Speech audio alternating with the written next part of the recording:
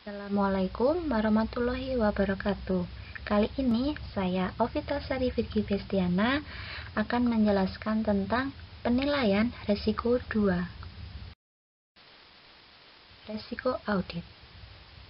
Resiko audit adalah resiko auditor yang mengungkapkan opini auditnya tidak tepat ketika laporan keuangannya salah saji secara material. Di sini ada model resiko audit dan komponennya.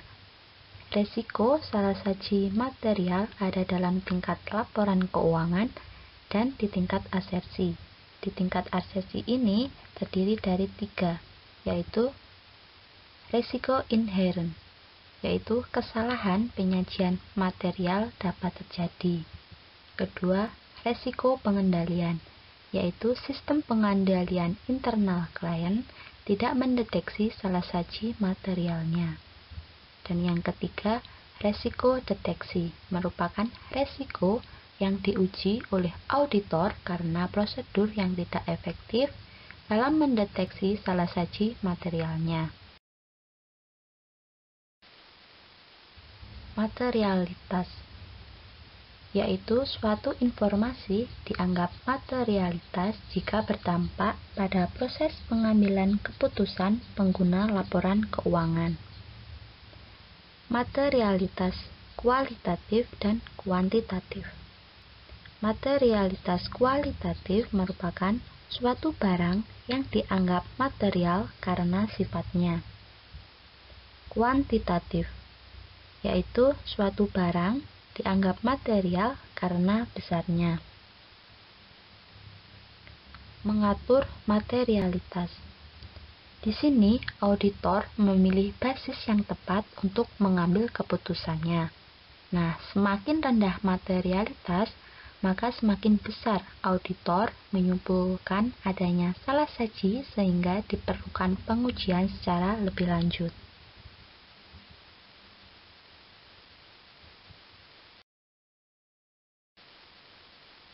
Strategi audit. Komponen kunci dari fase penilaian resiko audit yang menetapkan ruang lingkup untuk mengembangkan rencana audit secara terperinci.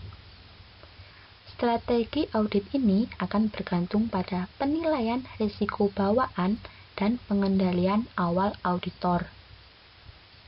Untuk setiap risiko yang teridentifikasi, langkah pertama adalah menilai apakah pengendalian internal dapat mengurangi kemungkinan kesalahan penyajian material yang terjadi sebagai akibat dari risiko tersebut. Pendekatan klien untuk mengukur kinerja. Ini digunakan untuk memperoleh pemahaman kliennya tentang bagaimana klien mengukur kinerjanya sendiri. Yang pertama, profitabilitas.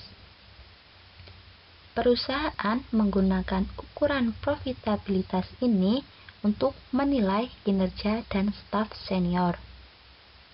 Perusahaan akan melacak pendapatan dan pengeluaran dari waktu ke waktu, serta menilai kemampuan untuk bersaing. Likuiditas, yaitu kemampuan perusahaan untuk memenuhi kebutuhan kas dalam jangka pendek dan jangka panjang, misalnya membayar hutang saat jatuh tempo. Prosedur analitis. Prosedur analitis mengevaluasi informasi keuangan dengan mempelajari hubungan yang masuk akal antara data keuangan dan non-keuangan. Prosedur ini dilakukan selama proses audit. Peninjauan faktor yang perlu dipertimbangkan saat menjalankan proses analisis. Perbandingan. Perbandingan sederhana yang dibuat antara saldo akun tahun berjalan dan tahun sebelumnya untuk anggaran tahun berjalan. Ini berfungsi untuk mengetahui perubahan yang dialami selama setahun terakhir. Kedua, analisis tren. Analisis ini melibatkan perbandingan saldo akun dari waktu ke waktu. yaitu dengan menyajikan kembali semua saldo akun di tahun-tahun berikutnya sebagai persentase kenaikan atau penurunan.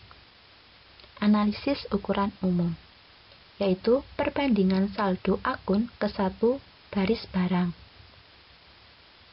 Dengan mendapatkan apresiasi seberapa besar kontribusi tiap akun dalam analisis rasio. Analisis rasio dilakukan auditor untuk menilai hubungan antara berbagai laporan keuangan saldo akun. Di sini ada 3, yaitu rasio profitabilitas, yaitu mencakup margin laba kotor, laba pengembalian aset, dan pengembalian ekuitas pemegang saham. Yang kedua, rasio likuiditas, mencakup rasio lancar dan rasio aset. Yang terakhir, rasio solvabilitas, yaitu termasuk rasio hutang.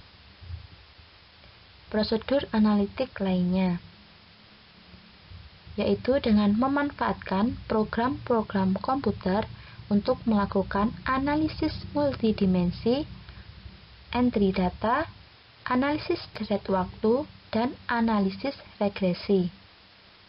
Yang terakhir, faktor yang perlu dipertimbangkan saat melakukan prosedur analitis, yaitu keandalan data klien, kemampuan untuk membuat perbandingan dari waktu ke waktu, membandingkan hasil keuangan aktual dengan hasil yang dianggarkan, dan membandingkan klien dengan data industri. Sekian penjelasan dari saya. Wassalamualaikum warahmatullahi wabarakatuh.